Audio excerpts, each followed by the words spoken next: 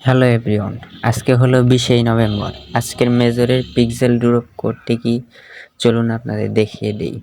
Pixel ডুরপ কোডটি নেওয়ার জন্য আমরা প্রথমে প্লে আইকনে একটা ক্লিক করে দিব।